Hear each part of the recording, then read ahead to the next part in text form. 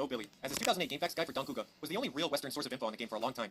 But thankfully, now we have community members like Polar Bear who's been championing Don Kuga since being added to Fightcade by running tournaments for the game consistently and putting in major work into writing the wiki to help others get into this obscure gem. I know I've said that even the smallest games can have scenes if enough people show love, but yeah, even unreleased fighters can have dedicated players from all over the world putting in work, so shoutouts to the Don Kuga community.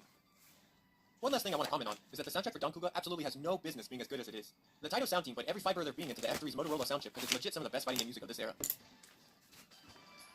Strangely enough though, there was an actual Kaiser Knuckles sequel planned that wasn't Don Kuga, so I guess Taito didn't think the series was a complete bomb. The Kaiser Knuckles sequel eventually got reworked into the fighter shmup mashup Psychic Force, which I think is funny because it kind of comes full circle with Dino Rex being a shmup that got reworked into a fighting game. Now I have talked about Don Kuga being officially unreleased plenty of times throughout this video, but I do have to reveal that the game technically did get a release, in 2022 nonetheless, on the Egret 2 mini arcade console. I stopped buying these tiny arcades when I realized I only turned them on once and never again, because I have actual arcade cabinets, so I don't have this one, but I appreciate the Egret 2 mini for randomly having Don Kuga on it anyways. This also means that this little game hasn't been totally forgotten by Taito, so maybe we'll see these characters in this game again in some other form at some point. But until then, check out the game on Fightcade and have some fun with those already appreciating this unreleased classic. Thanks!